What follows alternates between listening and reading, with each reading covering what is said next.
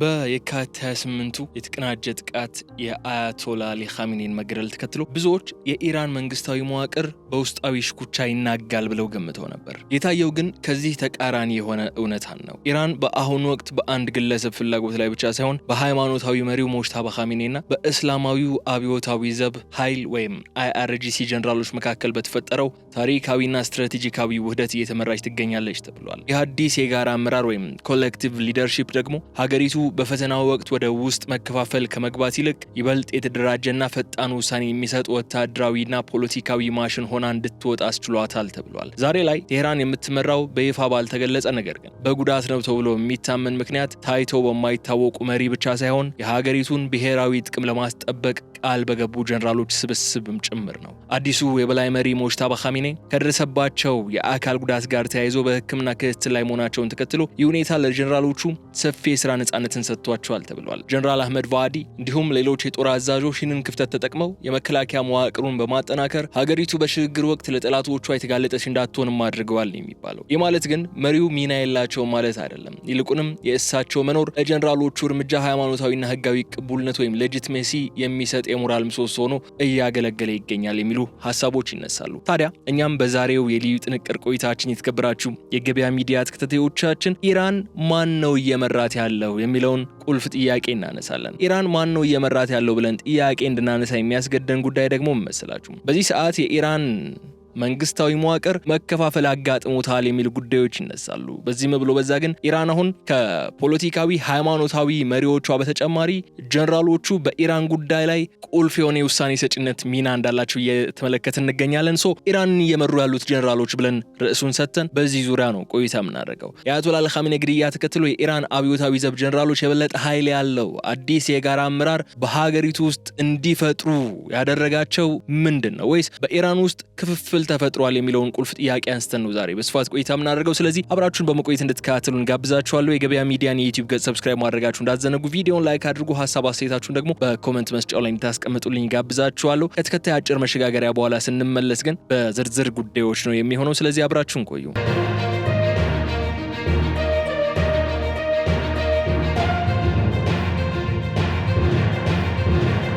በኢራን ፖለቲካ ውስጥ ያለው ትልቁ ሚስጥር የሃይማኖታዊው ተቋምና የወታደራዊውን ክንፍ መሳ ለመሳ መራመድ መቻል ነው። በሌሎች ሀገራት እንዲህ አይነቱ የአመራር ለውጥ ሲመጣ የእርስ በርስ ጦርነት ወይም መፈንቅለ መንግስት ነው የሚጠበቀው። በኢራን ግን ጀነራሎቹ የሞጅተባ ኻሜኒን የበላይነት በይፋ በማረጋገጥ ሰራዊቱ ለሀገሪቱ መንፈሳዊ መሪ ያለውን ታማኝነት በተግባር አረጋግጠው ነው ያሳዩት። ይህ ደግሞ በሀገሪቱ ውስጥ ሊፈጠር የሚችለውን ማንኛውም አይነት የሲቪል አመጽ ወይም የውስጥ ክፍፍል ገና በጽንስ ላይ ያለ እንዲቀጭ ነው ያደረገው። ጀነራሎቹ አሁን ላይ በፖሊሲ ቀረጻው ውስጥ በቀጥታ የሚሳተፉ መሆናቸው ኢራን ለውጭ ጫናዎች የምትሰጠው ምላሽ እንደ ድሮው በቢሮክራሲ የተንዛዛ ሳይሆን እንደ ወታደራዊ ትዕዛዝ ፈጣንና ውጤታማ እንዲሆን እንዳስቻለው ይነገርለታል። የኢራን አዲሱ የአመራር ስብስብ ለዓለም እያስተላለፈ ያለው መልእክት ደግሞ በዚህ ሰዓት አንድና ግልጽ ነው። መሪዎቻችን ቢቀያየሩም ራዕያችንና ጥንካሬያችን ግን አይቀየርም የሚል መልእክት ነው እያስተላለፈ ያለው። በሞጅተባ ኻሜኒ ዙሪያ የተሰባሰቡት እነዚህ ጀነራሎች ሀገሪቱ ካለችበት አስቸጋሪ የጂኦፖለቲካ ሁኔታ አንጻር ጥብቅ ዲፕሎማሲን፣ ጥብቅ ዲሲፕሊን ያለው አመራር እንደሚያስፈልግ ነው የተረዱት። ይህ ደግሞ በምዕራባውያን ዘንድ እንደ ክፍፍል የሚቆጠር እንኳን ቢሆንም በቴህራንና ኢራናውያን እይታ ግን እንደ ብረት የጠነከረ አንድነት ተደርጎ ነው የሚታየው። ኢራን በአሁኑ ወቅት ከመቼውም ጊዜ በላይ የተረጋጋች፣ የጦር አዛዦቿ፣ የሃይማኖት መሪዎቿ እንዲሁም ፖለቲካል መሪዎቿ በአንድ ልብ የሚመክሩባት ሀገር ሆናለች በማለት የኢራን መንግስት ደጋፊዎች የሚከራከሩትም ለዚህ ነው። ይህንን ለማረጋገጥ ደግሞ የኢራን ወሳኝ የሚባሉ ፖለቲካል መሪዎች ማለትም ኤግዚኪዩቲቭ፣ ሌጂስሌቲቭ እና ጁዲሻል ብራንቾችን የሚመሩት ሶስት አካላት በአንድ ላይ ሆነው ያደረጉት አፒራንስ ደግሞ ይህ ተከፋፍለዋል፣ በኢራን ውስጥ የውስጥ መከፋፈል አጋጥሟል የሚለውን ናሬቲቭ ለመከላከል ወይም ለመከራከር ተጠቅመውበታል። በኢራን አዲሱ የአመራር መዋቅር ውስጥ አህመድ ቫዲ እንደ ተራ ወታደራዊ አዛዥ ሳይሆን እንደ አንድ የሀገሪቱ ስትራቴጂክ መረጋጋት ወይም አርክቴክት ሆነው ነው የተቀመጡት። በዚህ ሰዓት አያቶላ አሊ ኻሜኒ በታሪክ አጋጣሚ ካለፉ በኋላ ቫሂዲና የሚመሩት የእስላማዊ አብዮታዊ ዘብ ኃይል IRGC በሀገሪቱ ላይ ሊያንዣብብ ይችል የነበረውን የጸጥታ ስጋት በብቃት ተቆጣጥሮታል ይባልላቸዋል። እኚህ ጀነራል ይህ የጀነራሎቹ ቡድን በአዲሱ የበላይ መሪ ሙጅተባ ኻሜኒ ዙሪያ ደግሞ እንደ ብረት ነው የከበበው። በውጭ ኃይሎች የሚቀነባበሩ የጥፋት ሙከራዎችን ከማክሸፍም ባለፈ የሀገሪቱ የውሳኔ ሰጭነት ማዕከል ይበልጥ እንዲቀናጅና እንዲጠናከር አድርገዋል። ጀነራል ቫሂዲ አሁን ላይ የሚጫወቱት ሚና ኢራን በውስጥ ሰላሟ የተጠበቀና በውጭ ግንኙነቷ ደግሞ የማትደፈር ሀያል ሀገሩን እንድትቀጥል ለማስቻል ነው የጣሩ ያሉት። እስላማዊ አብዮታዊ ዘብ ኃይል ከጥንትም ቢሆን የኢራን ሉዓላዊነት ጠባቂ ቢሆንም እንኳን አሁን ባለው የሽግግር ወቅት ግን ሚና ወደ ላቀ ደረጃ ነው የተሸጋገረው። ጀነራል ቫሂዲ ይህንን ተቋም የሀገሪቱን የፖለቲካና የኢኮኖሚ መረጋጋት የሚያረጋግጥ ሞተር ነው ያደረጉት። በምዕራባውያን ዘንድ ወታደራዊ የበላይነት ተብሎ የሚፈረጀው ይህ እንቅስቃሴ በቴህራን እይታ ግን ሀገርን ከአደጋ የመታደግ ታሪካዊ ኃላፊነት ነው ተብሎ የሚጠራው። ጀነራሎቹ ከሲቪል አስተዳደሩ ጋር ያላቸው ግንኙነት የፉክክር ሳይሆን የቅንጅት በመሆኑ ምክንያት ደግሞ በሀገሪቱ ውስጥ ምንም አይነት የአመራር ክፍተት እንዳይፈጠር እንዳደረገ ይነሳል። ይህ ደግሞ በጠላቶቿ ዘንድ ኢራን ተዳክማለች የሚለውን የተሳሳተ ግምት ሙሉ በሙሉ የሚቀይር እውነታ ነው ይላሉ ከወደ ኢራን ያሉት ድምጾች። ጀነራል ቫሂዲ በጦር ሜዳ ካላቸው ልምድ ባሻገር ኢራን በሳይንስና ቴክኖሎጂ እንድትመጥቅ ያደረጉ መሪም ናቸው። በእሳቸው ስር ያሉ የጀነራሎች ስብስብ ደግሞ የሀገሪቱን የድሮንና የሚሳኤል ቴክኖሎጂ ወደ ላቀ ደረጃ በማሸጋገር በክልላዊ የኃይል ሚዛን ውስጥ ኢራን የበላይነቱን እንድትይዝ ነው እየጣሩ የሚገኙት። የወታደራዊ ዝግጁነት ደግሞ አዲሱ መሪ ሙጅተባ ኻሜኒ በሰላም ሀገሪቱን እንዲመሩና በዲፕሎማሲው ረገድ ያላቸውን ተሰሚነት እንዲጨምርም ነው እያደረገ ያለው። ቫሂዲ የሚከተሉት አክቲቭ ዲፌንስ ስትራቴጂ ጠላት ጥቃት ከመሰንዘሩ በፊት 2 ጊዜ እንዲያስብ ለማድረግ የሚያስችል ብልህ የሆነ አካሄድ እንደሆነ ይገለጻል። ትልቁ ትኩረት ሊሰጠው የሚገባው ጉዳይ ደግሞ መሰላችሁ የጀነራሎቹ ለሃይማኖታዊ መሪ ያላቸው ፍጹም ታማኝነት ነው። ቫሂዲና ባልደረቦቻቸው ስልጣኑን ለራሳቸው ለመጠቅለል ከመመከር ይልቅ የሙጅተባ ኻሜኒን አመራር በማጠናከር ላይ ነው ያተኮሩት።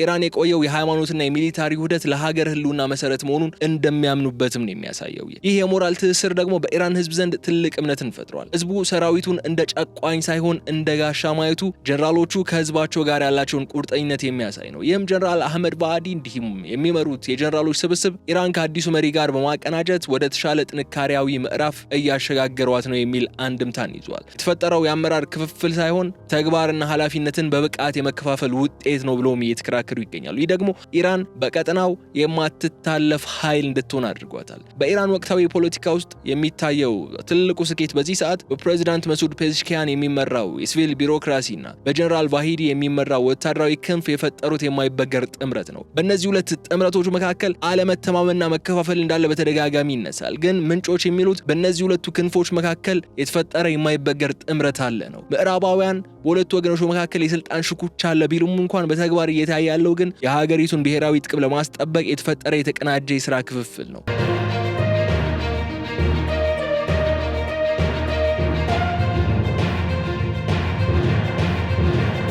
ፕሬዚዳንት ፔዜሽኪያን የሀገሪቱን የኢኮኖሚና የውስጥ አስተዳደር በብቃት ሲመሩ፣ ጀነራሎቹ ደግሞ ለዚህ አስተዳደር አስፈላጊውን የጸጥታ ዋስትናና ስትራቴጂክ ድጋፍ ነው የሚሰጡት። ይህ የሁለትዮሽ አመራር ሰንሰለት ደግሞ ኢራን በዓለም አቀፍ መድረክ የምታደርገውን ማንኛውም ግንኙነት ከጀርባው የብረት ጥንካሬ እንዳለው ለዓለም ያረጋገጠ ክስተት ነው። የውጭ ጉዳይ ሚኒስትሩ አባስ አራግቺ በበኩላቸው በዓለም አቀፍ መድረኮች በሚያደርጓቸው የተለያዩ እንቅስቃሴዎች በጀነራሎቹ ወታደራዊ ስኬት ላይ የሚመሰረቱ ናቸው። ኢራን ከጎረቤት ሀገራትና ከዓለም አቀፍ ኃይሎች ጋር የምታደርገው ዲፕሎማሲያዊ ግንኙነት አሁን ላይ ዲፕሎማሲ ኦፍ ትረንግዝ ወይም የጥንካሬ ዲፕሎማሲ ነው። ይህ ደግሞ ለምንድን ነው? ጀነራሎቹ በቀጠናው ላይ ያላቸውን ተጽዕኖ ማሳደጋቸው የሲቪል ባለስልጣናቱ በድርድር ጠረጴዛ ዙሪያ የተሻለ የመደራደር አቅም እንዲኖራቸው አድርጓቸዋል። ይህ ማለት ደግሞ ወታደራዊ ክንፍ ለዲፕሎማሲው መንገድ ጠራጊ፣ ዲፕሎማሲው ደግሞ ለወታደራዊው ድል ህጋዊ እውቅና ሰጪ ሆኖ እያገለገለ ነው የሚገኙ። ከመከፋፈል ይልቅ ተደጋጋፊ የሆነ ሚናን ነው ይዘው እየቀጠሉ የሚገኙ። ይህ ደግሞ የአንድን የበለጸገች ሀገር የተናበበ የመንግስት መዋቅር የሚያሳይ ነው። ፕሬዚዳንት ፔዜሽኪያን በህዝቡ ዘንድ ያላቸው ተቀባይነትና ጀነራሎቹ ያላቸው ወታደራዊ ግርማ ሞገስ ተዳምረው በኢራን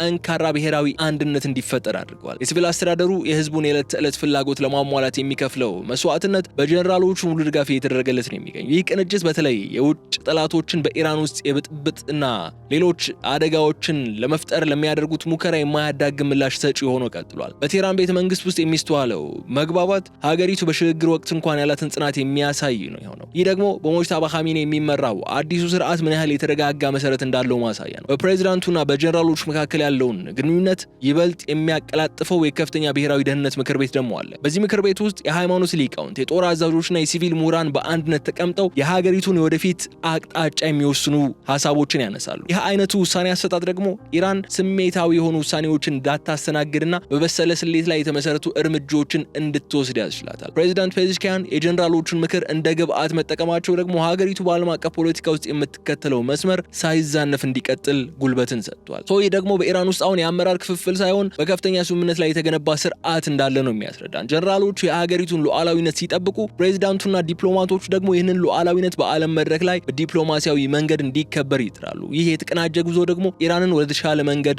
እየመራት ይገኛል ተብሎ ይታመናል። ኢራን በሆርሙዝ ላይ የወሰደችው ቁጥጥር አሁን እንደ ተራ ወታደራዊ እንቅስቃሴ አይደለም መመልከት ያለብን። ሀገሪቱ በዓለም አቀፍ የኢኮኖሚ ፖለቲካ መድረክ ላይ ያላትን የማይተካ ሚና ያስመሰከረችበት ስትራቴጂካዊ ድል ነው ያ እርምጃ። በጀነራል አህመድ ቫህዲ የሚመራው የእስላማዊ አብዮታዊ ዘብ ኃይል ወይም IRGC ባህር ኃይል ይህንን ወሳኝ የውሃ መስመር እንደ ብሔራዊ መከላከያ ጋሻን በመጠቀም የውጭ ኃይሎች በኢራን ላይ የሚሰነዝሩትን ኢኮኖሚያዊ ጦርነት በብቃት ለመመከት ነው የተጠቀሙበት። ይህ እርምጃ ኢራን በገዛ ደጇ ላይ የሚደረግን ማንኛውም አይነት የባህር ላይ ትንኮሳ እንደማትታገስ ከማሳየቱም በላይ የዓለም የኃይል አቅርቦት ዋስትናም በቴህራን ብልህ ውሳኔ ላይ የተመሰረተ መሆኑን ለዓለም አቀፉ ማህበረሰብ በግልጽ አሳይቷል።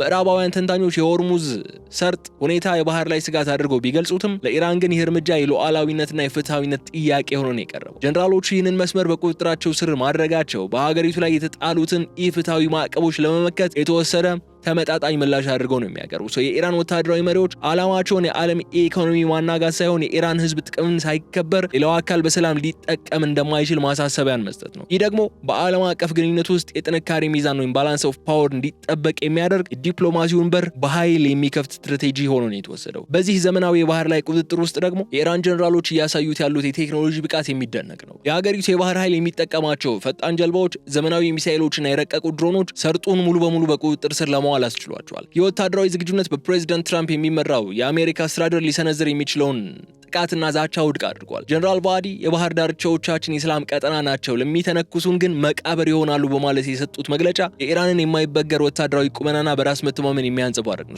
ኢራን በዚህ ሰርጥ ላይ ያላት የበላይነት በዓለም የነዳጅ ገበያ ላይ ከፍተኛ ተጽዕኖ አለው። ይህ ተጽዕኖ ደግሞ የኢራን ዲፕሎማቶች ከአውሮፓና ከእስያ ሀገራት ጋር በሚያደርጉት ድርድር እንደ ትልቅ መደራደሪያ ካርድ ወይም ሌቨሬጅ እያገለገለ ይገኛል። ጀነራሎቹ የሰጡት ስትራቴጂካዊ ጥበቃ የሲቪል አስተዳደሩ የሀገሪቱን የነዳጅ ምርት በተሻለ ዋጋ እንዲሸጥና የውጭ ምንዛሬ ግኝቱ እንዲያድግ መንገድ ገብቷል። በዚህም ምክንያት ነው በኢራን ላይ የተጣለው ማዕቀብ የጠበቀውን ውጤት ሳያመጣ ቀርቷል የሚባለው። ይልቁንም ሀገሪቱ ራሷን የቻለች የኢኮኖሚ ኃይል እንድትወጣም በተለያየ አጋጣሚዎችና መንገዶች እየረዳት ነው የሚገኘው። ከዚህ ባሻገር ግን አዲሱ መሪ ሙጅተባ ኻሜኒ ስልጣኑን የተረከቡበት ሁኔታ በታሪክ አጋጣሚ በደረሰባቸው ከባድ የአካል ጉዳትና በታላቅ የቤተሰብ ሀዘን ውስጥ ሆነው ቢሆንም እንኳን ይህ ሁኔታ ግን ለአፍታም ቢሆን የኢራን የመንግስት መዋቅር አላዳከመውም ተብሏል። ይልቁንም የመሪው በጽናት በሕክምና ክትትል ላይ ሆነው ሀገሪቱን ለመምራት መጣራቸው ለኢራን ህዝብና ለጦር ኃይሉ አዲስ የሞራል ብርታት ሆኖላቸዋል ነው የተባለው። ከዚህ ጋር በተያያዘ በትላንትናው ዕለት ኒውዮርክ ታይምስ ይዞት የወጣ አንድ ዘገባ አለ።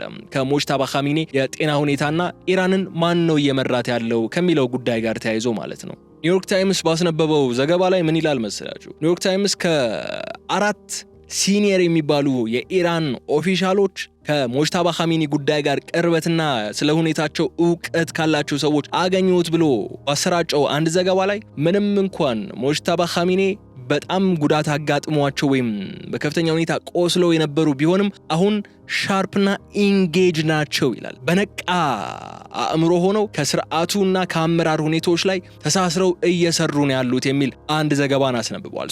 ሙጅተባ ኻሜኒ ስልጣንን የተረከቡት ምንም እንኳን በከባድ ጉዳትና በከፍተኛ የቤተሰብ ሀዘን ውስጥ ሆኖ ቢሆንም ያ ሁኔታ ግን ለአፍታም ቢሆን የኢራን የመንግስት መዋቅር አዳክሞት አልተመለከትንም። ይልቁንም የመሪው በጽናት በሕክምና ክትትል ላይ ሆነው ሀገሪቱን መምራት መቻላቸው ለኢራን ህዝብና ለጦር ኃይሉ አዲስ የሞራል ብርታት ሆኖ ነው የቀጠለው። በምዕራባውያን መገናኛ ብዙሃን እንደሚወራው ሳይሆን አሁን መሪው ከጀነራሎቻቸው ጋር ያላቸው ግንኙነት በጽሁፍና በስትራቴጂካዊ መመሪያዎች ላይ የተመሰረተ መሆኑ ነው። የአመራር ጥበባቸው ከንግግር በላይ በተግባርና በውሳኔ ጥራት ላይ የተመሰረተ መሆኑን የሚያረጋግጡ መረጃዎች ናቸው እየወጡ ያሉት።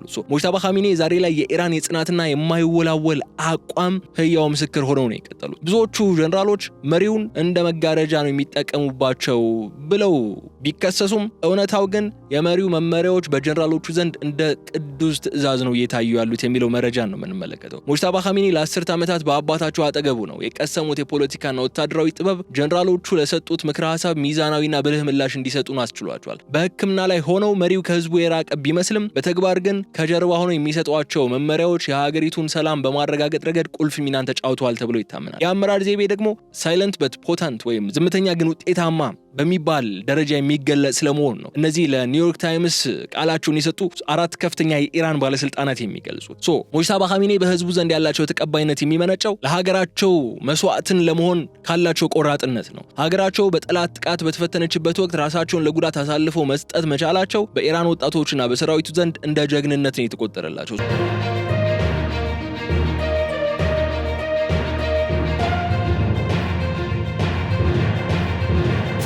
ጀነራል አህመድ ባህዲ እንዲሁም ሌሎች ከፍተኛ የአይአርጂሲ መኮንኖች ለመሪው ያላቸው ፍጹም ታማኝነት ከመዋቅራዊ ተገዥነት በላይ መንፈሳዊ መሰረት ያለው ስለመሆኑ ነው የምንረዳው። ይህ ደግሞ በኢራን ውስጥ ሊፈጠር የሚችለውን ማንኛውም አይነት የስልጣን ሽኩቻ በማስቀረት ሁሉም የአገሪቱ አካላት ለአንድ የጋራ ግብ ለኢራን ታላቅነት እንዲቆሙ አድርጓቸዋል ይላል ዘገባው። የሙጅተባ ኻሜኒ አመራር የኢራን እስላማዊ አብዮት ተቋማት ምን ያህል እንደበሰሉ ለዓለም እያሳየን ያለው መሪው በአካል ጉዳት ውስጥ ቢሆንም እንኳን ስርዓቱ ያለምንም መረበሽ መቀጠል መቻሉ የኢራን ፖለቲካዊ መዋቅር ከግለሰቦች በላይ መሆኑን ያረጋገጠ ሆኗል። ጀነራሎቹ በየዕለቱ የሚያቀርቧቸው ሪፖርቶችና መሪው የሚሰጡት አቅጣጫ የኢራን መንግስት በማንኛውም ሁኔታ ውስጥ ሆኖ እንኳን ስራውን በብቃት ማከናወን የሚችል መሆኑ ለጠላቶቹ የሰጠው የማይዳግም መልእክት ሆኗል። ይህ ደግሞ አሜሪካና አጋሮቿ ከጠበቁት ፍጹም በተቃራኒ የሆነ ጉዳይ ነው። የትራምፕ አስተዳደር በኢራን ላይ የሚከተለው ማክሲመም ፕሬዠር የተሰኘው ፖሊሲ በቴህራን ቤተ መንግስት ውስጥ ክፍፍልን ፈጥሯል ተብሎ ቢታሰብም ውጤቱ ግን በተቃራኒ ነው እየሆነ ያለው። የኢራን ብሔራዊ አንድነት ይበልጥ ያጠነከረውን የተገኘው ይህ የኢራን አመራሮች ክፍፍል ተውትና ከጦርነቱ በፊት በሺዎች ወጥተው የኢራንን ስርዓት አገዛዝ ሲቃወሙ የነበሩ ኢራናውያን ራሱ አሁን በዛ ድርጊታቸው ተጸጽተው ለመንግስታቸው ድጋፋቸውን እየገለጹ ያሉበት ሁኔታ ነው ያለው። አይደለም አንድ የነበረው ስርዓትና መንግስት ተከፋፍሏል ለማለት ይቅርና ተከፋፍሎ በመንግስቱ ላይ ተቃውሞ ሲያስነሳ የነበረው ህዝብ ራሱ አሁን ወደ አንድነት እየመጣ ያለበት ሁኔታ ነው እየተፈጠረ እየተመለከትን የምንገኘው። ፕሬዚዳንት ትራምፕ የኢራንን አመራር መሪ አልባ በማለት ለማጣጣል የሚያደርጉት ጥረት በጀነራል ባህዲና በፕሬዚዳንት ፔዜሽኪያን መካከል ያለው ትብብር ይበልጥ እንዲጠናከር ነው ያደረገው። ኢራን ለዋሽንግተን የምትሰጠው ምላሽ በዲፕሎማሲያዊ ቃላት ብቻ ሳይሆን በወታደራዊ ዝግጁነትና በኢኮኖሚያዊ ጥንካሬ የታጀበ ሆኖ ቀጥሏል። አሜሪካ በፈለገችው ፍጥነት የኢራንን አቋም ማስቀየር እንደማትችል መሆን ከጊዜ ወደ ጊዜ እየተረዳች ያለች ይመስላል። የአሜሪካ የደህንነት ተንታኞች የኢራን ጀነራሎች ስልጣን መቆጣጠራቸውን እንደ ድክመት ነው ሊቆጥሩት የሚሞክሩት። እውነታው ግን የወታደራዊ መዋቅር ለሀገሪቱ የውጭ ፖሊሲ ትልቅ የጀርባ አጥንት ሆኖ መቀጠሉ ነው። ፕሬዚዳንት ትራምፕ በኢራን ላይ የሚሰነዝሯቸው ዛቻዎች በቴህራን ውስጥ ያሉትን መካከለኛና ሃርድላይነር የሚባሉ ወገኖች በአንድ የጋራ ብሔራዊ ዓላማ ስር እንዲሰለፉ አድርጓቸዋል። ጀነራሎቹ ይህንን የውጭ ስጋት በመጠቀም የሀገሪቱን የመከላከያ በጀት በማሳደግና የቴክኖሎጂ አቅማቸውን በማጎልበት አሜሪካ በቀጠናው ላይ ያላትን ወታደራዊ የበላይነት በከፍተኛ ሁኔታ እንዲፈታተኑ አስችሏቸዋል።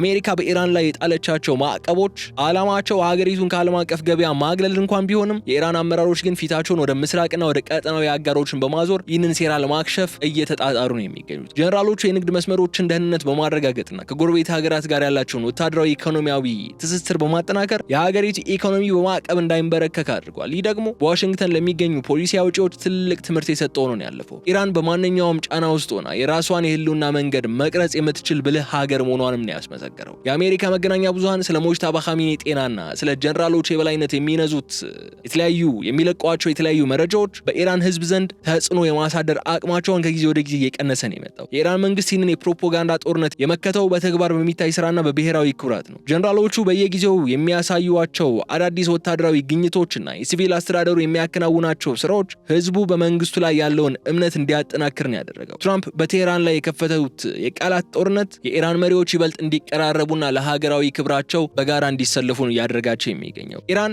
በአሁኑ ወቅት የገባችበት አዲስ የአመራር ምዕራፍ ሀገሪቱ ወደማይቀለበስ የታሪክ ከፍታና ቀጠናዊ ሀያልነት ነው እያሸጋገራት ያለው ተብሎ የሚታመነው። በአዲሱ የበላይ መሪ ሙጅተባ ኻሜኒ መንፈሳዊ መሪነትና ጀነራል አህመድ ባህዲ የሚመራው የጀነራሎች ስብስብ የፈጠረው ኮሌክቲቭ ሊደርሺፕ ለዘመናት በምዕራባውያን ሲነገሩ የነበሩትን ኢራን ትበታተናለች የሚሉ ትንቢቶች ውድቅ ያደረጉን የሚመስሉት። ይህ በውትድርና ጥንካሬና በሃይማኖታዊ ጽናት ላይ የተመሰረተው አዲስ ስርዓት ደግሞ ኢራን በቀጣይ 10 ዓመታት በመካከለኛው ምስራቅ ብቻ ሲሆን በዓለም አቀፍ ፖለቲካ ውስጥ የማይታለፍ የኃይል ሚዛን ሆና እንድትቀጥል የሚያስችል ጽኑ መሰረትን ነው እየጣለ ያለው። በአሁኑ የአመራር ለውጥ ትልቁ ስኬት ተደርጎ የሚወሰደው ደግሞ መሰላችሁ ኢራን ፖለቲካ ከአንድ ግለሰብ ፍላጎት ወጥቶ ወደ አንድ ተቋማዊ ውሳኔ ሰጪነት መሸጋገሩ ነው። ጀነራሎቹ በውሳኔ አሰጣጥ ሂደት ውስጥ ያላቸው ሚና መጨመሩ የሀገሪቱን የደህንነትና የውጭ ፖሊሲ ይበልጥ ተገማች፣ ሳይንሳዊና ውጤታማ አድርጎታል። ይህ ማለት ደግሞ ወደፊት በኢራን አመራር ለውጥ ሲመጣ ምንም አይነት የፖሊሲ መዋዠቅ እንደማይኖርና ለዓለም አቀፍ አጋሮችም ትልቅ ዋስትና የሚሰጥ ሆኖ ነው ያለፈው። የሲቪል አስተዳደሩና ወታደራዊ